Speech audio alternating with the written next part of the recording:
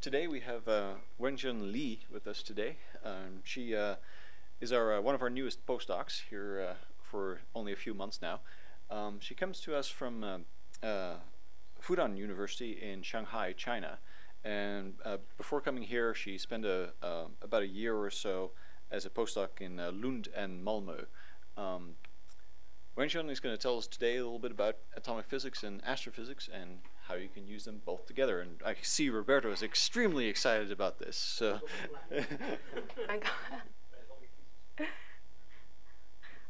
Okay, thank you. So firstly, Happy New Year. Thank you for coming. Maybe it's a very boring talk. I hope not.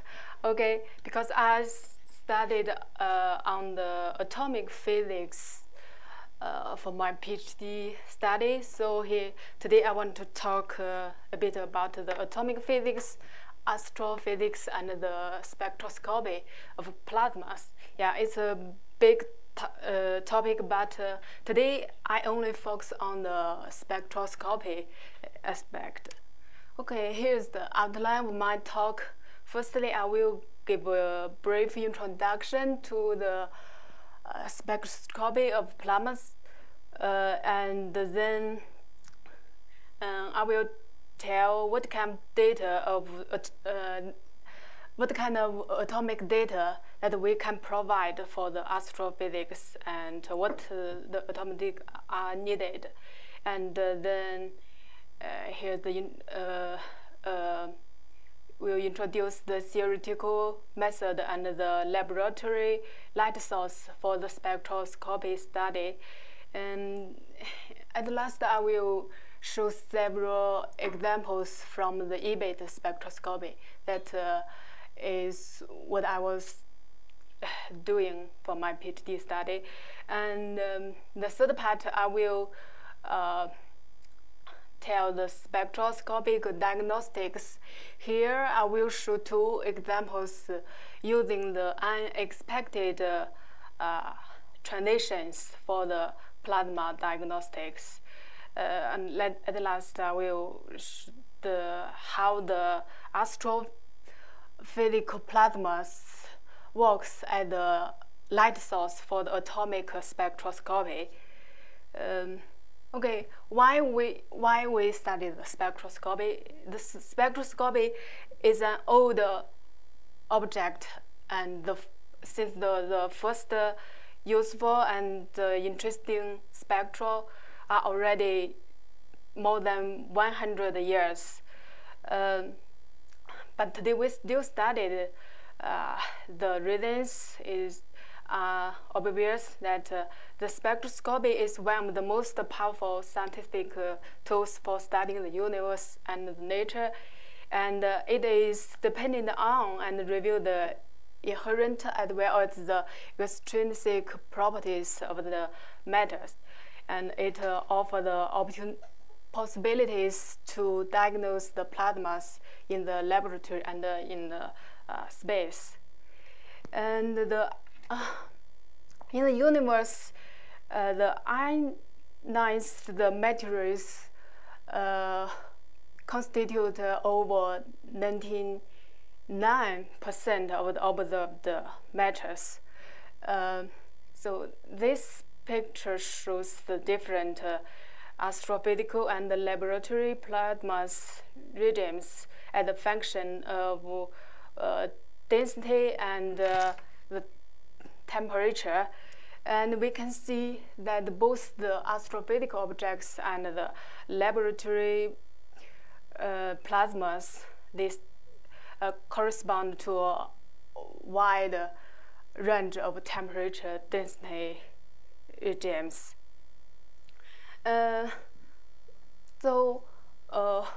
For the spectroscopy, the intensity of the line is basically dependent on the A multiply N. Here I will not talk about the opposite, is another project. So here A is the transition rate, and it is constant for given decay. So here constant, I use the quote because sometimes there are unexpected transitions happened when the plasma is in the interaction with the external fields. And here N is the population, and it depends very much on the process happened in plasmas. So there are some process can happen in a given plasma. This table shows some of the process. For example, the impact excitation, ionization, and the dielectronic recombination. And on the right hand of the double arrows is the diverse process from the left one. Okay, so since the population are influenced by the process, so the challenge of the plasma spectroscopy is to identify the important process happened in a given plasma. And the electron density is of large importance when we try to identify the important processes for given plasma. If we take the simplest case for the system with only 2 levels involved, 0 is the ground state, 1 is the excited state, and here only the collisional excitation, de-excitation, and the spontaneous decay can happen in this system. So here the population of the excited states, depends on all the process happen here. But if at the low density limit, then the relative decay dominates over the collisional de-excitation.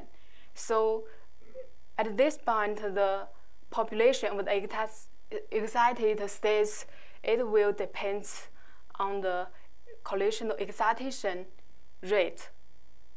So this is called the chronal equilibrium. For the high density limit, the collisional de-excitation will be the dominant decay channel. So the population of the excited states can be described by the Boltzmann distribution. So this is the local small dynamic equilibrium. For the plasmas at the intermediate density region, we can describe the plasma using the collisional relative model. So to summarize,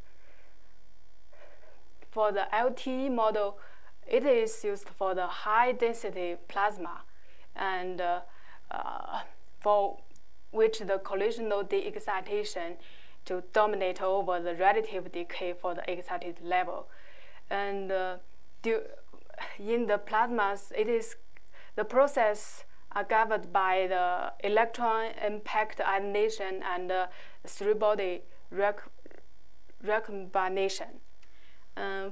For the chronal equilibrium, it's applied for the low density plasmas, and for which the relative decay dominates over the de-excitation process.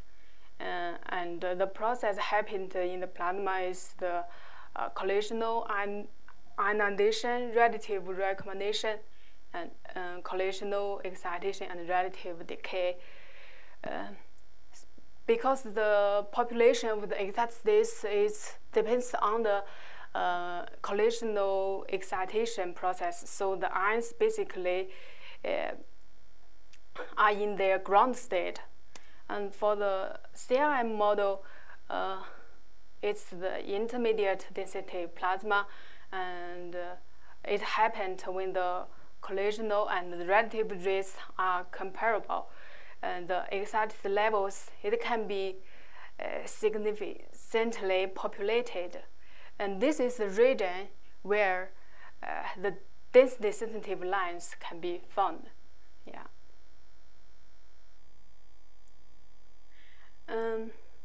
Okay. So what atomic data are needed? I think now there are about 70 elements are found in the astrophysical plasma. This picture shows the grades of the analysis of atomic data. The more dark, it means the more complete of the atomic data. So we can see there's still a lot of white we need to work on. And there is also a similar plot for the cross-section for the excitation process. I think there would be a lot of more white. So for the atomic data, we need the wavelengths, the transition probabilities, and the relative lifetime, the excitation cross-section. We need them from the theoretical work, the laboratory work, and the spectral model that can work on the spectral appearance. Okay. So now we use for the theoretical method for atomic spectroscopy. For the atomic structure part, we use the publicly available method are the relativistic configuration interaction method, the multi-configuration Hartree-Fock method, and the Dirac-Hartree-Fock method, and the many-body perturbation theory. The different methods, they have their worked ions. For example, the RCI is good for the highly charged ions. It calculates very fast and gives the relative accurate data. The difference between the MCHF and MCDHF is the MCHF is a non-relativistic method. The MCDHF is a relativistic method, but both of them are worked for all the charged states. They can give very high precision data, but it is at the expense of time and the CPUs. The many-body perturbation theory, it works for the multiple electron ions. It can also give the very high precision atomic data. For the collisional excitation process here, we use the close compute method. It's the I matrix method, and the distorted width method. The I matrix method, it can work for all charged state ions, but the distorted waves, it works good for the highly charged ions. Okay, the laboratory light source, now we use there's many light sources, but here what I want to talk about is the tokamak spectroscopy. The tokamak is an experimental device to harness the energy of the fusion. Its physical conditions is similar with the solar flares, so the spectroscopy is also similar. This is the picture of the ITER, the biggest tokamak in the world. Okay. But the spectroscopy from the tokamak is not easy for example, this spectroscopy is from the LHD tokamak in Japan. There are some very strong lines from tungsten ions expected to be appear in this spectrum, but where are they? It's not easy to identify the lines. So here is the electron beam ion trap. It's an ideal light source to dissolve the spectroscopy. Here is the diagram of EBIT. The electrons are extracted from the cathode of the electron gun, and the electron beam will be accelerated to the drift tube and collide with the ions and atoms. Then in the drift tube, the ions and atoms will be stripped with the by the collision with the electrons. The ions are produced by collisions with electrons in an electron beam at the given energy. The energy is applied with the electron field from the cathode of the electron gun to the drift tube. So the charge states are determined by the beam energy. So we can have the single charge state in the EBIT. The electron beam is compressed by the magnetic field. It is produced by, for example, the Helmholtz coils to produce a usable density of ions. We have 3 EBITs in Shanghai EBIT lab. One is with the high energy, 2 is the low energy. So here we can have the electron density in the range of 10 to 12. And for the electron energy, it can be from 30 eVos to 130 kilo eVos, and the magnetic field can be up to 5 Tesla. So we can have all the atomic spectroscopy from the neutron atoms to very highly charged ions for all the elements if we can inject to the EBIT. So I don't understand yet the drift part of the wording. You are holding some matter there in this magnetic field. Yes. And then you shoot at it with some monster electron beam. And in this way you create all these different states of ionization. Why is it called a drift tube? Because there's no acceleration. Why is it called the drift tube? There's no acceleration because electrons are just drifting through an area. Yeah, in this field, there's no acceleration between. I mean, the drift tube. There's 3 parts of drift tube: drift tube 1, 2, and 3. And the ions and atoms are controlled in the central drift tube. So the acceleration is it happened from the cathode of the electron gun to the drift tube. Okay. So here I will show several spectroscopy from the EBIT. This one is the Eigen spectra.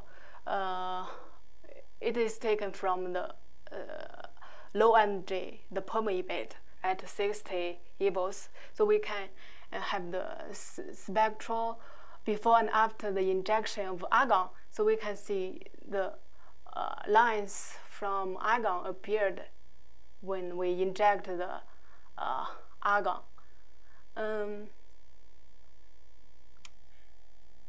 The second case is the tungsten spectra. So we can have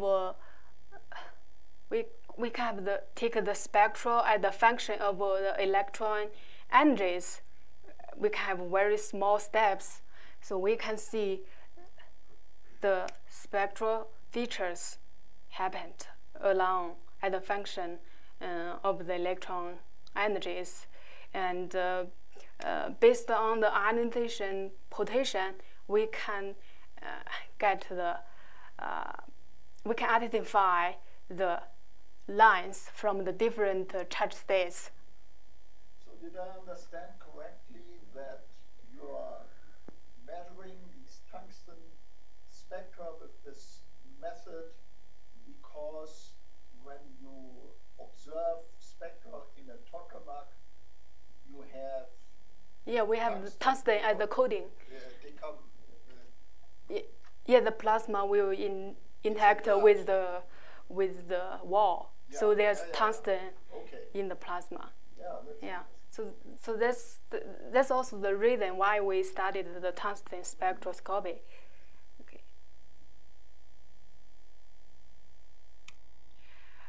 The third one is the DR process. We can measure the resonant strength. So DR is very important in the high temperature plasma. It will affect the charge state balance and the temperature and also the population. It is the resonant process. So the free electrons is captured by the ion. At the same time, one bound electron in the ion will be promoted. So at that time, the ion is at a multiply excited states. And the process will be completed by emitting one or more photons. So this is the scatter plot of the DR process. We can see very clearly the specific process happened.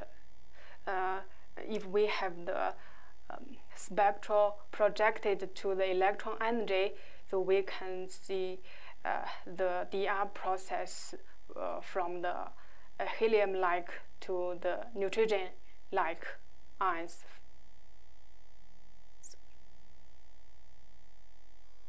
Okay.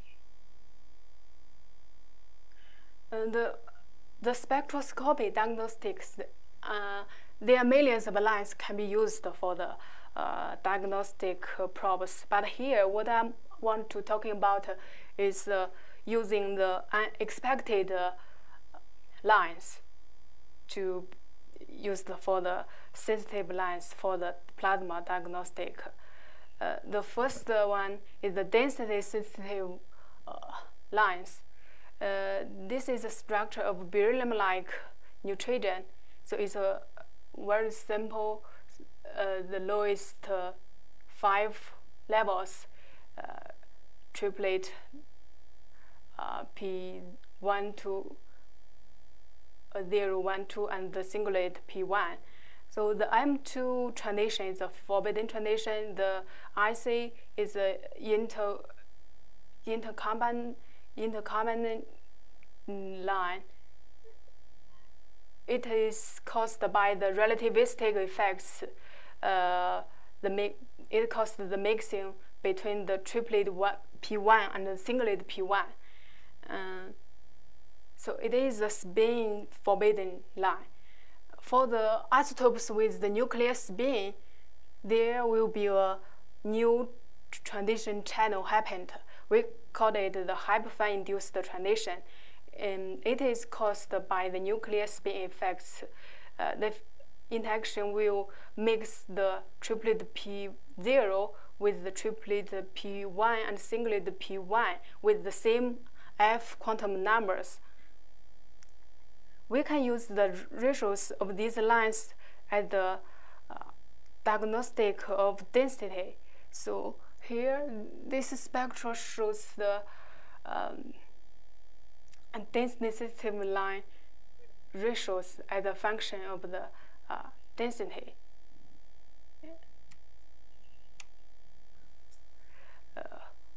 We can see the various line ratios lead to the diagnostics of a very large range of electron densities. Okay. The line ratio between the M2 and the IC line, it is not insensitive to the density when the density is lower than 10 to maybe 5.4.5, but the hyperfine-induced transition, the ratios can be down to the 10 to 3. So it is very useful for the diagnostics in the low-density plasmas. For example, the nebula, very low-density nebulas.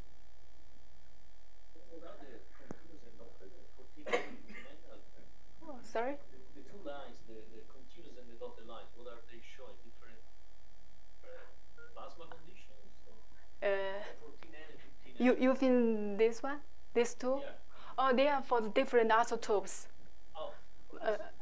Oh. Yeah, 14 and 15. Another one is the magnetic field sensitive lines.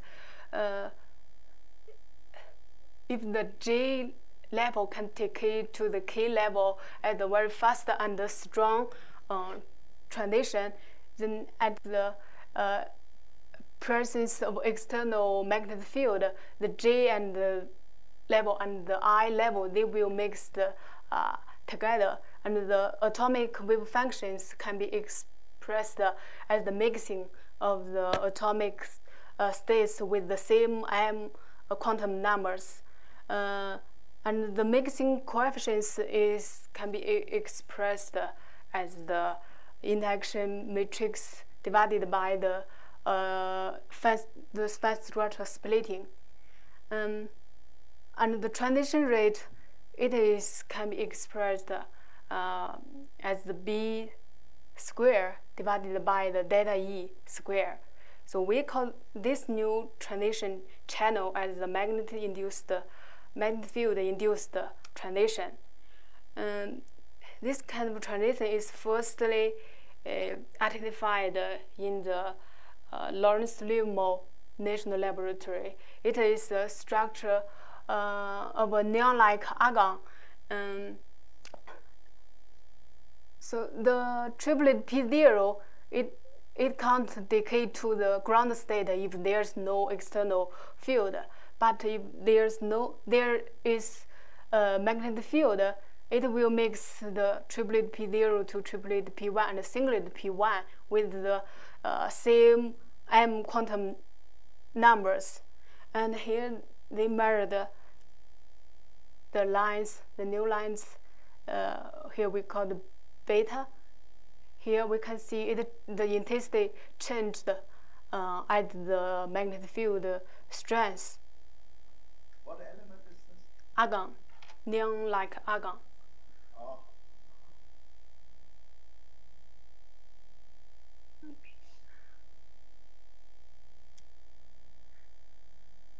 But the mates are generally weak if the external fields are very small. But from this expression, we can see if the delta E is very small, then the decay will be very big, because it is inversely proportional to the delta E square. So here we find the element in the coloring-like sequence. There's a level crossing happened between Z equal 25 and 27. So for the iron, there's the smallest delta E here's the level structure for the current like iron. The magnetically induced transition happened from the 47 half to the ground state. The 47 half, it can decay to the ground state by a small, very weak M2 transitions. But if it mixed with the 45 half, they will mix, and the 45 half can decay to the ground state by a very fast event transition. So we use because iron is a very abundant element in the astroplasmas, so we proposed to use the line ratios in this element for the magnetic diagnostics for the solar corona. This picture shows the line ratios of the blended line. The blended line here we labeled the 4:1 and 5:1, because the fine strata splitting is very small, so it needs a very high resolution to dissolve these two lines. We can see the line ratios changed as a function of the magnetic field. Of course, the problem here is the line ratio. It doesn't change a lot. Yeah, maybe it is within the error bars, but this method is still on the proposal state. So we hope we can find something interesting and useful for the astrophysical diagnostics using these magnetic field sensitive lines.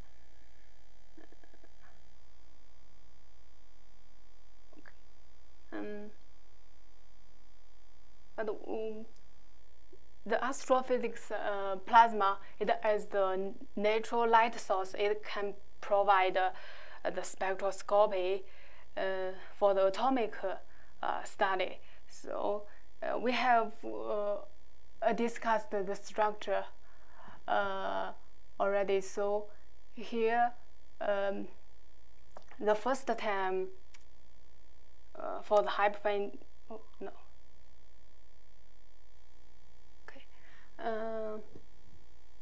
hyperfine induced transition is measured from a nebula named the NGC 3918 in the space. The picture is taken using the Hubble Space Telescope. We can see very clearly that the three lines, the M2, the IC, and the hyperfine-induced transition lines here. If we compare to the theoretical model, we can get the line ratios, and then we can get the transition rates of the hyperfine-induced transitions. Of course, here the error bars for the measurement is very big, but anyway, the theoretical results is in agreement with the measurement values. So this it gives us the confidence to use the theoretical method for the hyperfine-induced transitions. But this only happened for the beryllium-like neutron. In fact, now the size of the hyperfine-induced transitions is almost untested. For example, this is the beryllium-like sulfur and the beryllium-like tritium.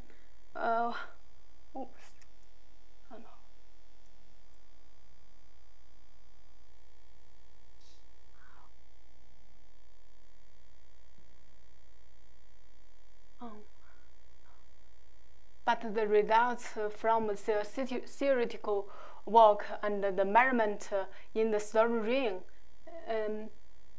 there are big difference, and even we consider the magnetic-induced transitions at the different magnetic field, because there's a magnetic field exists in the solar ring, but the results is still big difference.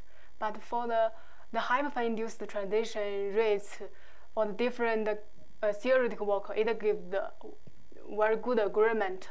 The first one is a big difference because they neglected very important mixing here. But we can see using the CI, the MCDHF, and this work is also used the MCDHF.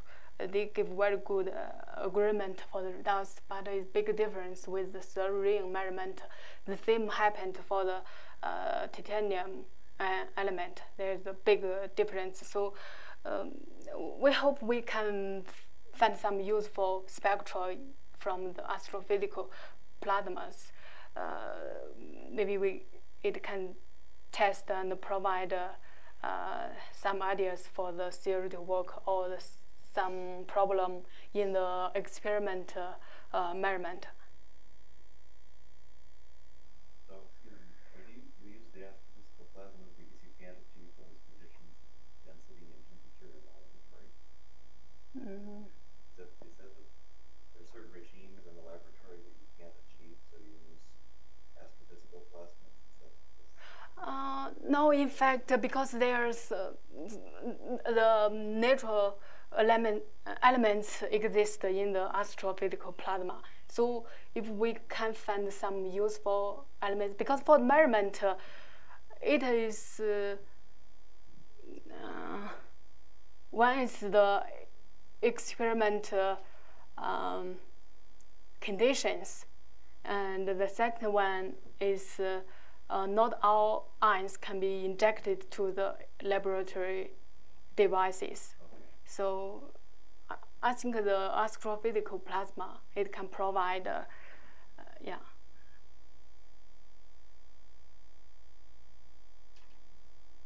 Okay.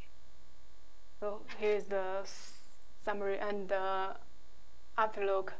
So I give an introduction to the plasma spectroscopy and introduce the theoretical and the laboratory methods for atomic spectroscopy studies, especially for the E-beta spectroscopy.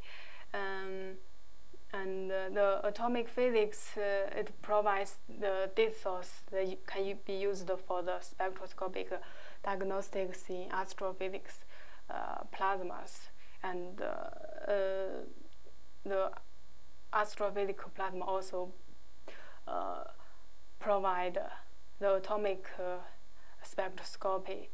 And so for this field, it is a great field for collaboration. So we hope we can do some work on this. Okay, thank you.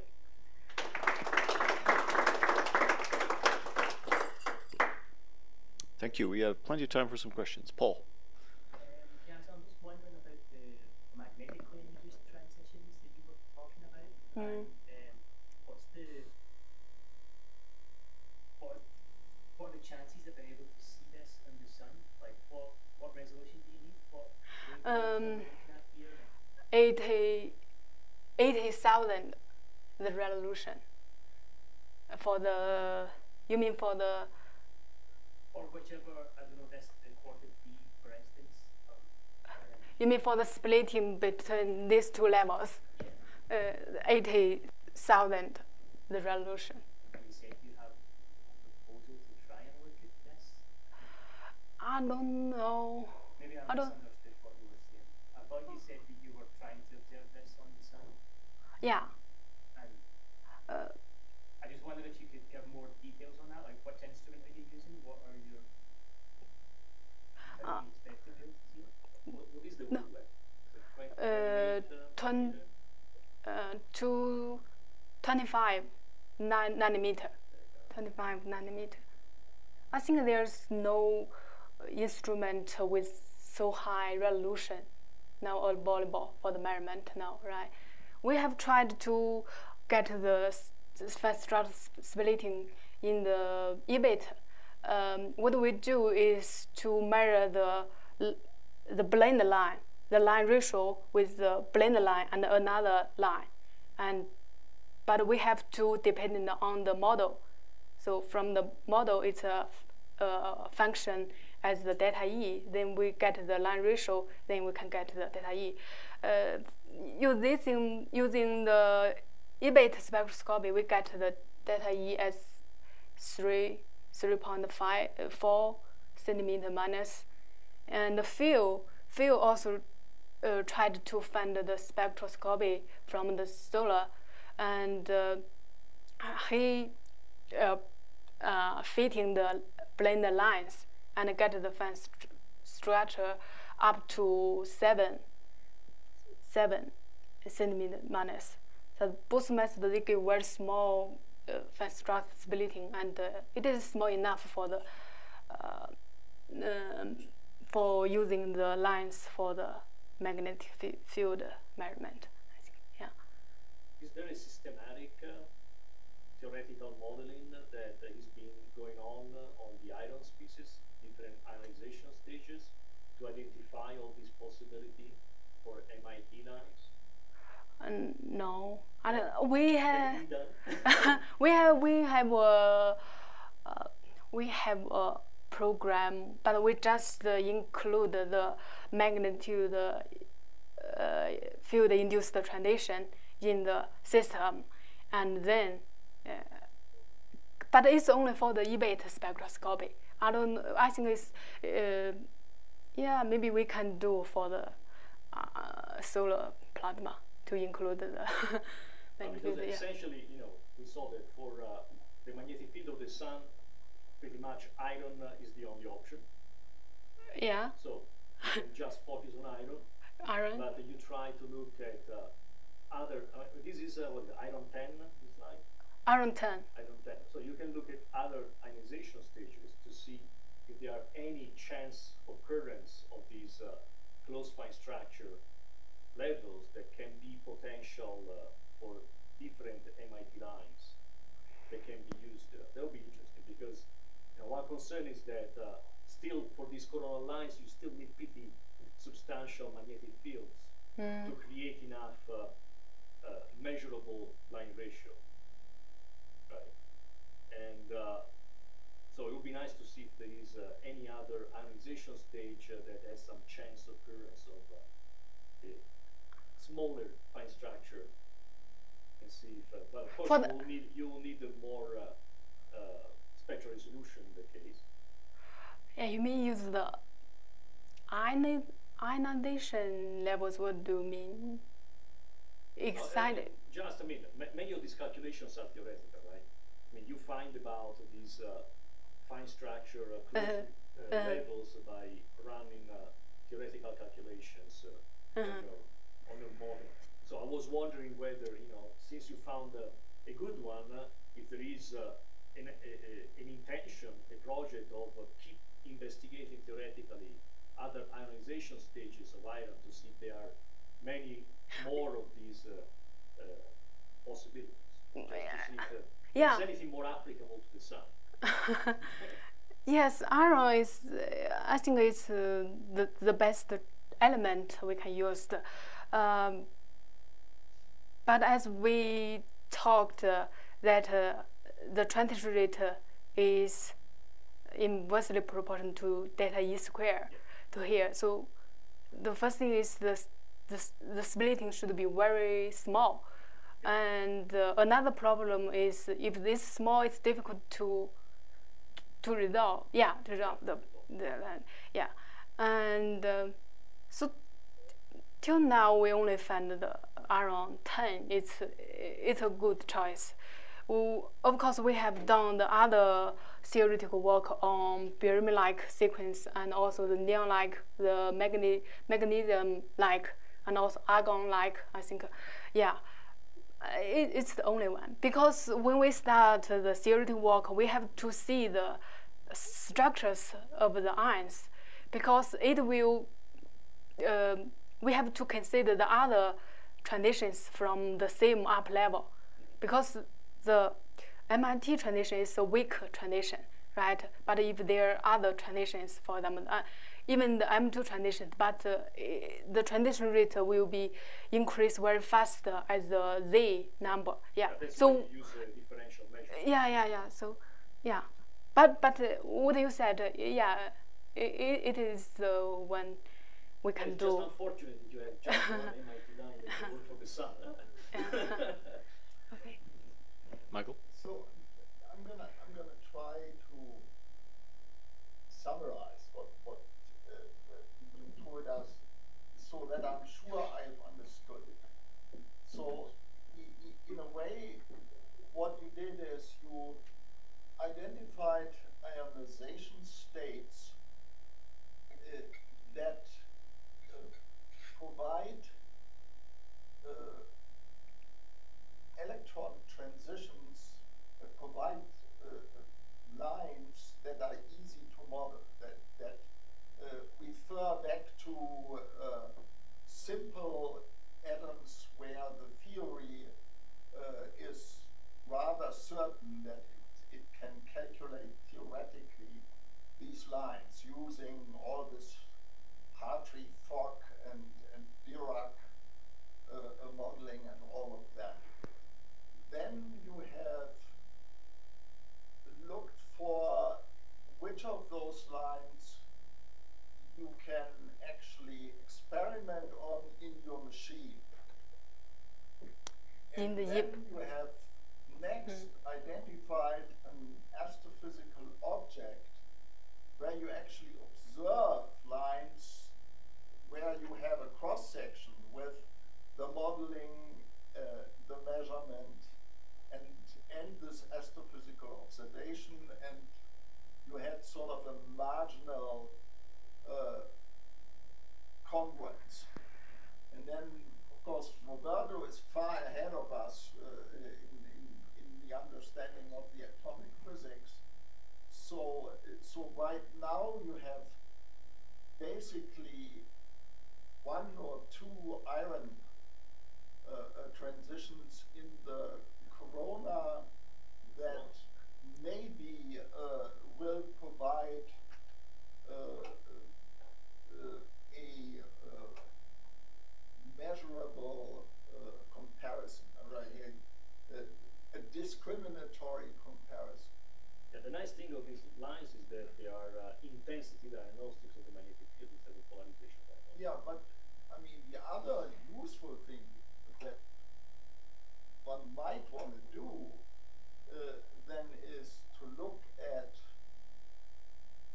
other slightly different stellar coronae, whether they will provide lines that are maybe more accessible. And I don't know offhand any. I'm just sort of making this up on the go. But I'm sure that here or in town there are people that could help you in identifying that. So thank you. This is a very interesting talk. Thank you. I'd point out that it scales also with 1 over lambda to the third, so clearly you're looking for very short wavelengths. It's better to go to short wavelengths than to go to small delta E separation, even. Right? But the problem is that you need that fine structure separation to create. So that there are different mixes, right? Because each level has its own level width by whatever decay process you have. But in order to create this mixing, this magnetic mixing, the magnetic field has to be comparable. So the Larmor splitting is comparable to the fine structure separation, so that you can create enough mixing to discharge, to lift the metastability of the unknown. So in some sense, there is some physics missing in that expression, that in order to actually create this magnetically induced transition, there is also a separate relation that only involves B and delta E. Okay. then in the end this goes this way. But in order to create a proper mixing, you also need to have this happy congruence Right, that makes sense. magnetic field strength. So Zeeman splitting essentially in fine structure. You really need to have a level crossing there. But it looks like iron pretty much at the universal level because of these, crossing of the fine structure separation is pretty much the only one that you can use. I presume also in different stellar corona, probably we'll still be looking at iron. Any other questions? If not, then let's thank Wenxian again. Thank you.